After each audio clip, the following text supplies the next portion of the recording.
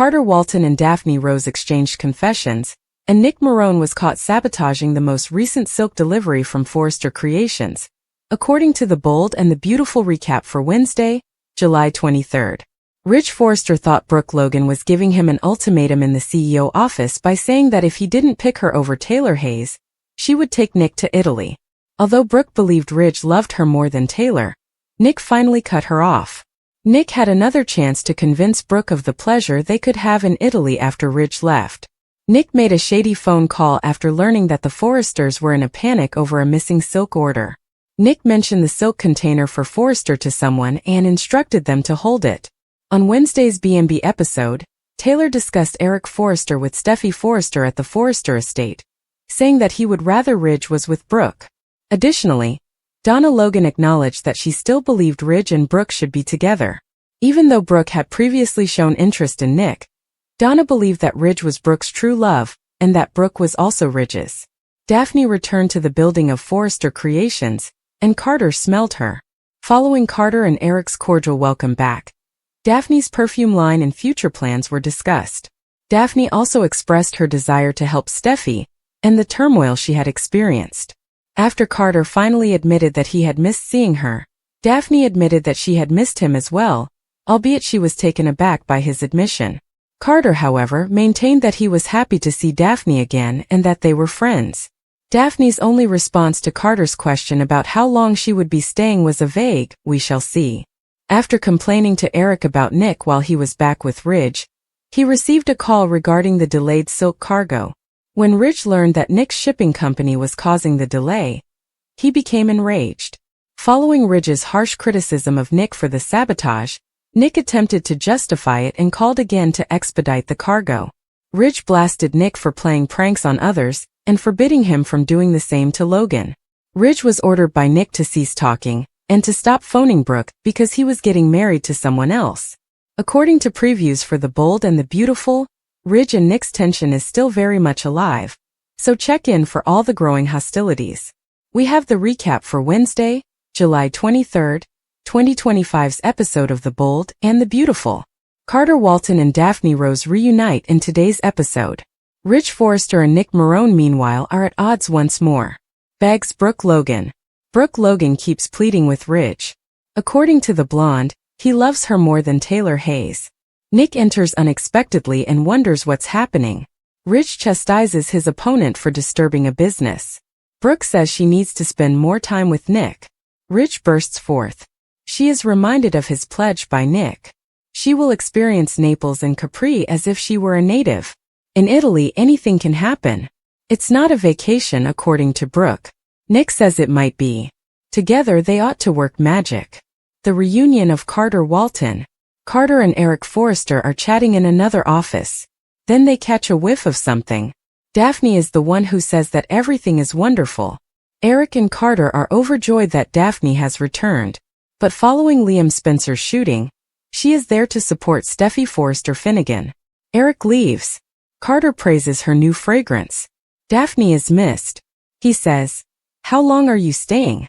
"We'll see," is the nose's simple response. Forrester Ridge rants. Ridge rants about Nick to Eric. The patriarch questions why Nick irritates Ridge so much. Ridge refuses to talk about it. Will Spencer calls them regarding the missing silk.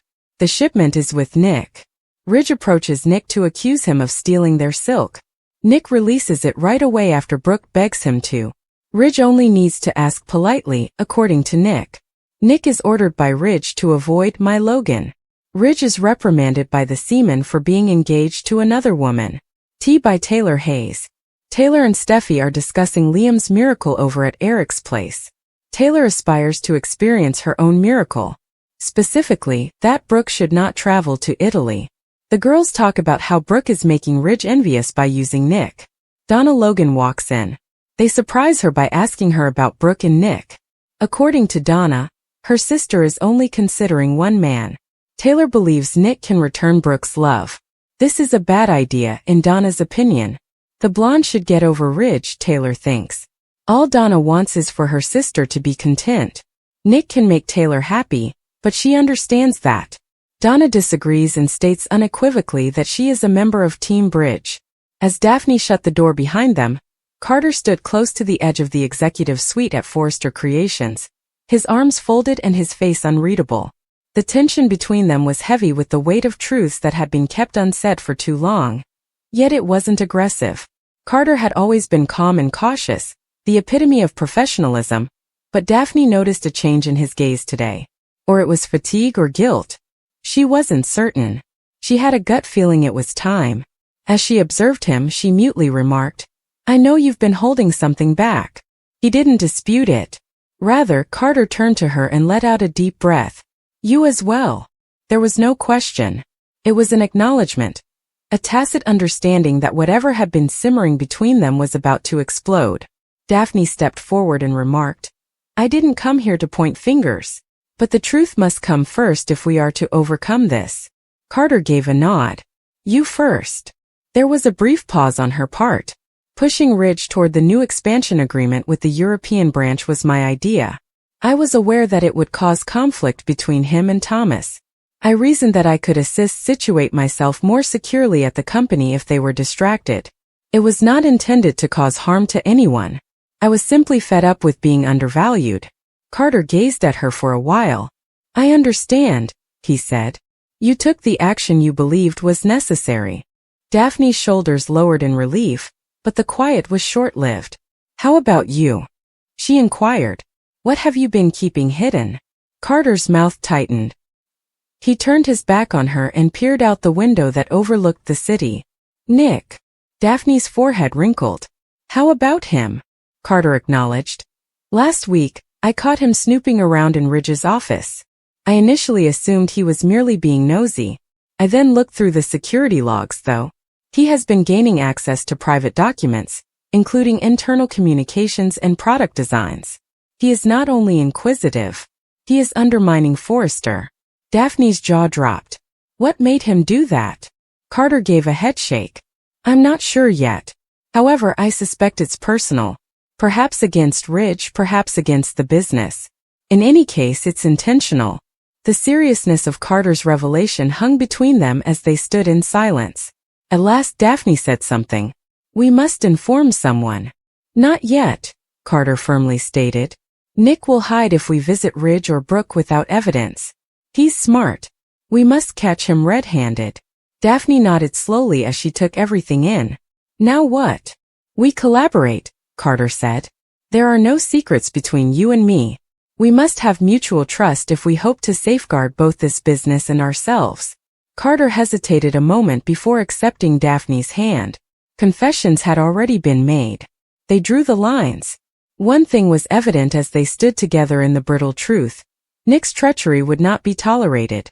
As the late afternoon sun threw long, golden slants across the floor, Carter stood quietly by the Forrester windows. The tension that only lingering emotions and unsolved ties could bring made the air feel abnormally heavy. Carter believed he had found calm and seclusion for some time after Paris left Los Angeles months ago. However, everything he had meticulously buried had been roused by Quinn's homecoming. It was as though time had folded in on itself when she returned to the building that morning. Her presence, her voice, and her eyes all returned with a vengeance he wasn't prepared for. He didn't think she would stay. Perhaps a brief visit, some resolution. Quinn, however, had other ideas. She wasn't merely there to visit. She desired to speak. She wanted to clarify. Worse, she desired another opportunity. Carter wasn't sure if he was prepared to reopen wounds that had just recently started to heal. He did, however, pay attention when Quinn talked about regrets and what. He let her in against his better judgment. Carter had discovered the hard way that love didn't always follow the rules, despite having spent years advocating for honesty and loyalty. Nick Marone, meanwhile, had shown up unexpectedly at the marina across town. The serene exterior of Ridge's meticulously planned life was disturbed by his presence. It had been years since their last actual encounter, years of resentment, treachery, and words neither man really forgot. Brooke stood somewhere in the center as usual. Nick wasn't so sure, even if she maintained that her sentiments had long been resolved. There was more to his return than business. With Brooke it was never. Ridge was aware. Brooke was aware of it. Nick did the same. When Nick first entered Forrester Creations, Ridge made an effort to act calm. He shook hands firmly and smiled sarcastically. However, his cold, analytical, and cautious gaze betrayed him. Rich perceived Nick's visit for what it was: a challenge, even though it was wrapped in the thin veil of possible cooperation and corporate growth. He remembered Nick's attempts to steal everything, including his wife, son, and company. And now he was back in their lives, breathing the same air, acting as though the past had been forgotten by time. Tight smiles and tightened jaws marked the end of their first encounter. The second is less polite. Even though Brooke maintained that she was committed to Ridge, Nick made it apparent that he still harbored feelings for her, and her hesitancy wasn't ignored. She certainly adored Ridge. However, Brooke was all too aware that love wasn't always sufficient. Not with history knocking on the door. Ridge sensed the return of his old fears. Although he didn't want to acknowledge it, he secretly feared she would be persuaded again. Another storm was developing at the Logan estate as the two men's animosity grew. With a trembling voice, Donna perched at the edge of her seat. She had just been accused by Katie and Brooke of interfering excessively, and of allowing Eric to remain silent while his health deteriorated. Donna, however, would have none of it. Not now. She had supported Eric during some of his darkest moments, loved him unconditionally, and put up with being referred to as merely a phase or a diversion. She stayed when others moved away. Her defense was forceful but not aggressive. She brought to recall the years she had been ignored while her sisters pursued their own dramas. She emphasized to them that her love for Eric was not a hasty choice or a passing affair. It was tested, it was real, and it had survived longer than most people realized. Donna didn't regret picking Eric above appearances or ambition. She wished she had defended herself sooner. Ever the quiet dad, Eric watched Donna discover her voice. He became acutely aware of how much he had underestimated her quiet strength. Donna wasn't a helpless person. She had a strength that most people don't realize. In times when he doubted everything else, she had been his light, his confidant, and his anchor. She was the one who continued to stand up for him, not only out of love but also out of loyalty, even as his legacy was called into question and his family fell apart over pride and morality. Quinn's presence started to reverberate through the corridors back at Forrester.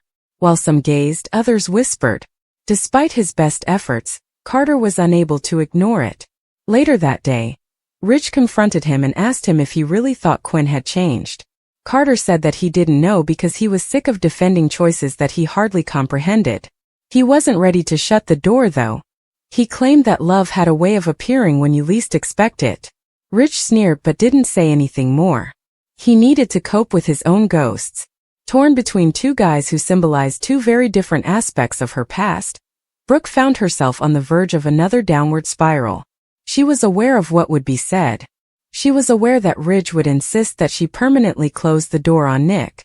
Nick's reappearance, however, brought back memories and questions she had long suppressed. With a portion of her heart still rumbling about what may have been, could she really be happy with what was familiar? Nick refrained from pushing. After speaking his truth, he took a step back and waited. Few others knew Brooke as well as he did. She detested being under pressure. She required time.